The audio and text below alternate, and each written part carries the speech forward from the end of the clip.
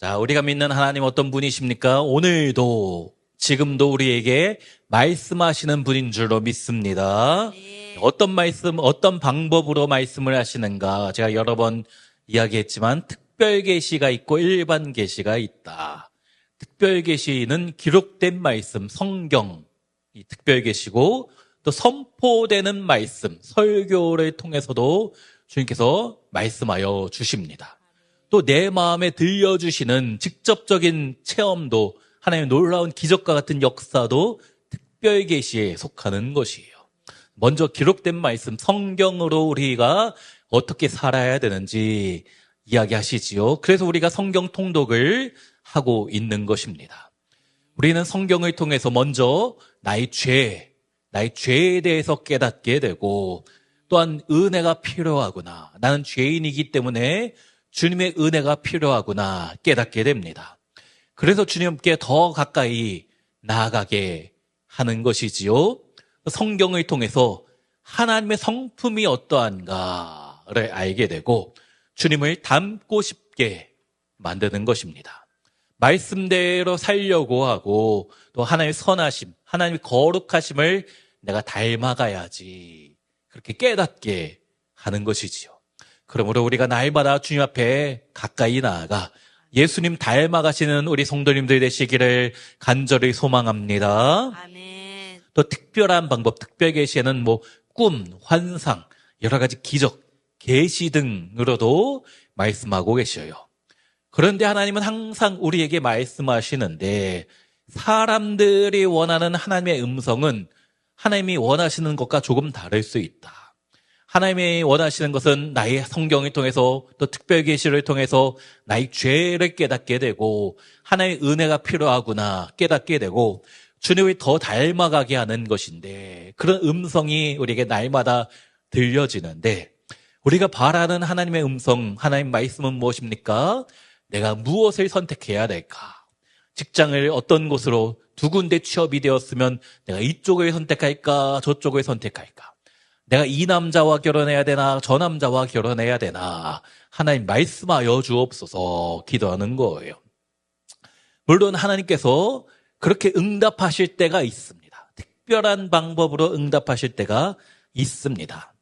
내가 여유 자금이 있으면 이걸 가지고 투자를 할 것인가, 주식을 할 것인가, 땅을 살 것인가, 저축을 할 것인가 하나님 말씀하여 주옵소서. 우리는 그러고 싶어요. 또 그렇게 말하면 하나님이 깨닫게 해주시고 꿈 가운데 나타내 주시든지 또 말씀으로 음성 가운데 들려주시든지 물론 그렇게 역사하실 때가 있지만 보통은 하나님 그런 방법보다는 일반적인 방법을 더 많이 사용하신다. 하나님 우리에게 자유의지를 주셨습니다. 자유의지 주셨다라는 것은 우리는 그 자유 안에서 내가 무엇이든지 선택할 수 있다. 물론 내가 선택에 대한 책임은 내가 져야 되는 것이지만 나 하나님께 가까이 가든지 아니면 내가 하나님과 멀어지는 방법을 선택하든지 내가 스스로 결정하게 되는 것이지만 하나님 우리에게 자유 주기 원하시는 것이에요. 우리 로봇처럼 만들지 않으셨습니다. 그리고 내가 하나님이 나에게 주신 자유 가지고 주님을 기뻐하시는 일에 내가 힘쓸 것인가 아니면 주님의 마음을 아프게 할 것인가 그것은 내가 선택해야 되는 것이에요. 자, 두 번째 하나님 우리에게 말씀하시는 방법 일반 계시, 자연 계시입니다. 이 세상 자연 만물을 통해서 하나님이 우리에게 꼭 필요한 말씀을 이야기하시는 거예요. 우리가 금요일마다 시편 말씀을 살펴보고 있는데 시편에서는 하나님의 기록된 말씀도 강조하고 있지만 자연을 통해서 하시는 말씀도 여러 차례 이야기하십니다. 예를 들어서 시편 8편, 우리 19편 같은 경우 저와 같이 살펴보았잖아요.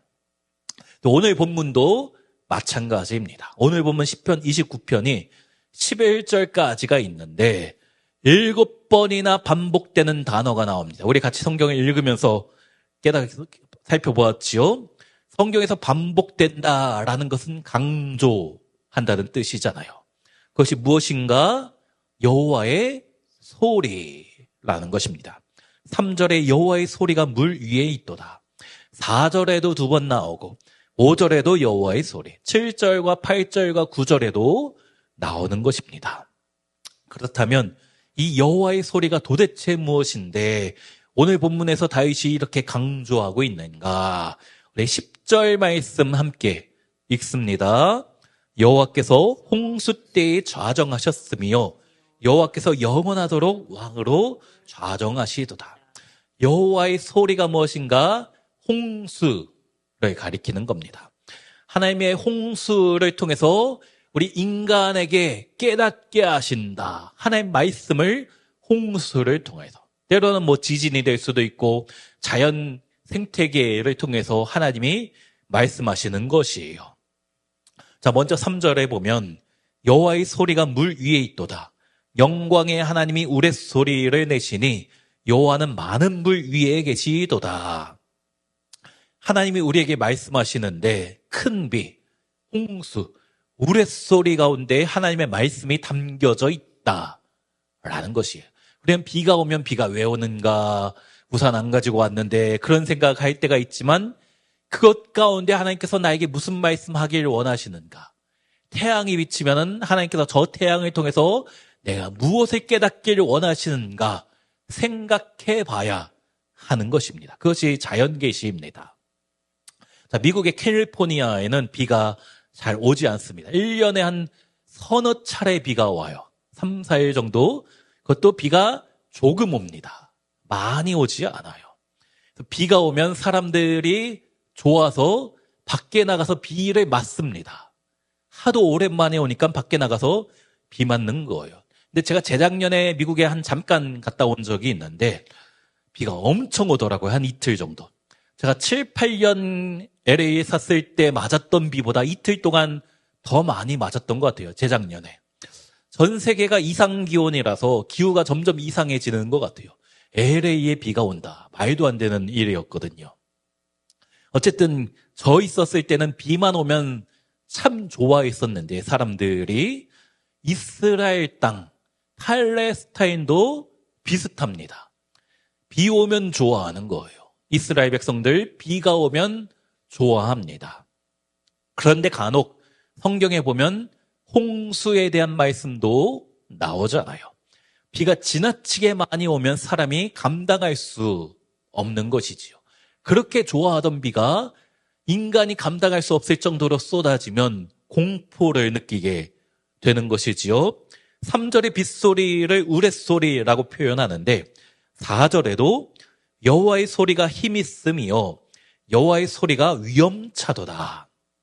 많은 비와 함께 천둥 소리가 나는데 그것을 들으면 사람들이 공포를 느끼게 되는 것이에요. 오늘날도 그렇지만 오늘날도 벼락치면은 조금 무섭지만 고대의 성경시대에는 더 심했겠죠. 이것은 하나님의 심판이다. 많은 사람이 생각했습니다. 참 무서운 것이지요. 그런데 비만 오는 것이 아니고 5절에 무엇이라고 하는가? 여호와의 소리가 백향목을 꺾으시며 여호와께서 레바논 백향목을 꺾어 부수시도다. 많은 비, 또 천둥, 번개, 벼락으로 나무가 꺾인다. 그냥 나무가 아니고 레바논 백향목. 솔로몬이 성전을 지을 때 저 레바논에까지 가서 수입해 왔잖아요. 백향목. 왜 수입했습니까? 가장 강하고 가장 튼튼한 나무이기 때문에 멀리서부터 배로 뗏목으로 실어왔던 것이에요. 그런데 이렇게 강한 나무, 튼튼한 나무도 여호와의 소리가 꺾으신다 말씀하는 거예요. 무슨 의미입니까? 우리 삶에 있는 어떠한 문제이든 어떠한 단단한 인간이 해결할 수 없는 문제다 할지라도 하나님은 말씀 가운데 능히 꺾으실 수 있다.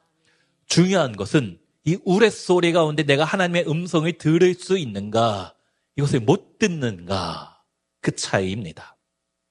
세상에 시끄러운 소리, 우레소리처럼 시끄러운 소리가 들려오는데 너는 안 된다고, 너는 끝났다고, 넌 더 이상 할 수 없다, 그런 시끄러운 소리 가운데 우리 주님의 음성, 내가 널 사랑한다, 내가 너와 함께하고 있다, 내가 너에게 반드시 복 줄 거다 라는 하나님의 음성을 우리가 들어야 될 줄로 믿습니다. 아멘. 자, 7절과 8절 보니까 여호와의 소리가 화염을 가르시도다.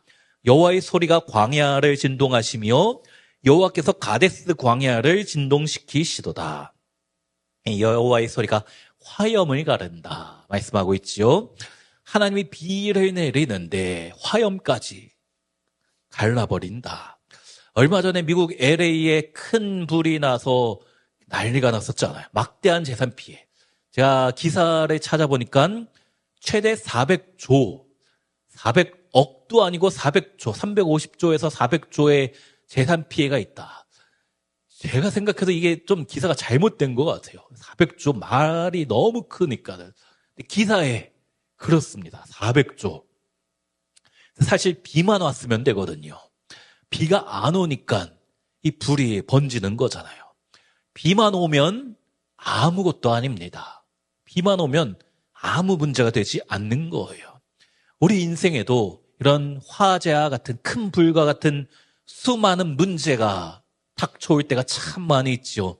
하지만 주님이 여호와의 소리, 큰 비만 내려주시면 되는 것입니다. 성경에 보니까 이른 비와 늦은 비에 대한 말씀이 여러 차례 나오고 있지요. 팔레스타인 가나안 땅이 젖과 꿀이 흐르는 땅이다. 우리가 성경에서 많이 들었잖아요.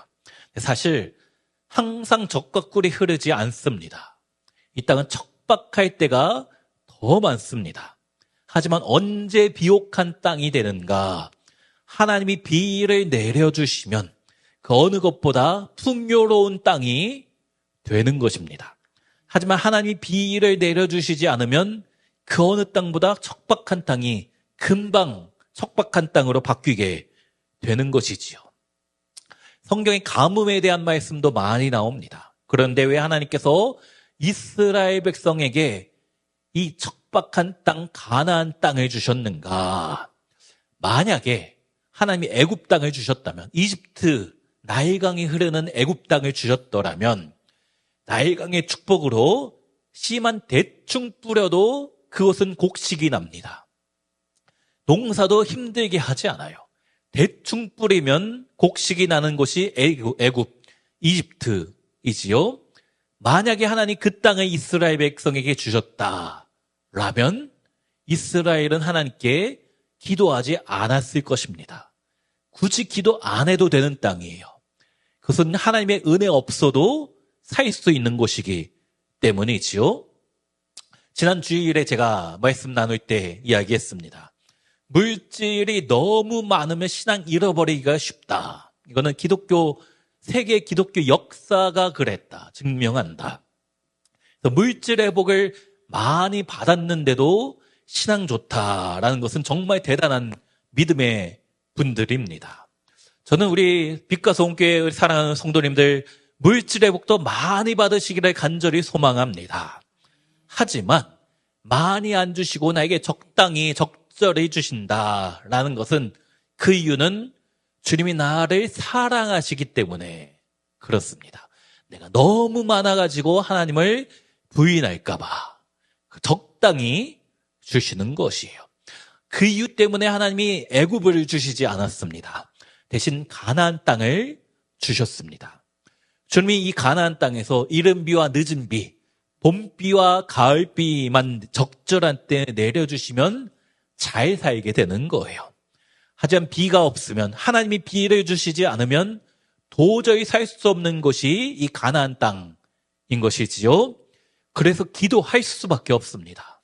주님을 의지할 수밖에 없는 곳이 이 가나안인 것이지요. 그리고 주님을 의지하고 주님께 기도하면 어떻게 되는가? 우리 신명기 11장 14절 말씀 함께 읽습니다. 여호와께서 너희의 땅에 이른 비 늦은 비를 적당한 때에 내리시리니 너희가 곡식과 포도주와 기름을 얻을 것이요. 하나님이 은혜 주셔서 적당한 때에 적절하게, 너무 많지도 않고 너무 적지도 않고 너무 자주도 아니고 너무 안 주시지도 않고 적당하게 하나님께서 비를 내려주시면 우리 삶에 곡식과 포도주와 기름이 넘치게 될 줄로 믿습니다. 우리가 이 땅에서 너무 궁핍한 것도 하나님이 기뻐하지 않으시지만 너무 부유해서 하나님을 부인하는 것 역시 하나님께서 싫어하시는 거예요. 왜 나에게 이 정도까지밖에 은혜 주시지 않았는가? 그 정도 받아야지 우리가 하나님을 더 사랑할 수 있기 때문에, 더 항상 하나님을 의지할 수 있기 때문에 그렇게 하시는구나. 자, 그런데 9절 말씀 보니까 여호와의 소리가 암사슴을 낙태하게 하시고 살림을 맑게 벗기시니 그의 성전에서 그의 모든 것들이 말하기를 영광이라 하도다. 많은 비가 와서 암사슴이 낙태하게 한다라고 했는데 원어로 보면 낙태하다라는 뜻이 아니고 조산하다, 일찍 낳는다라는 의미입니다.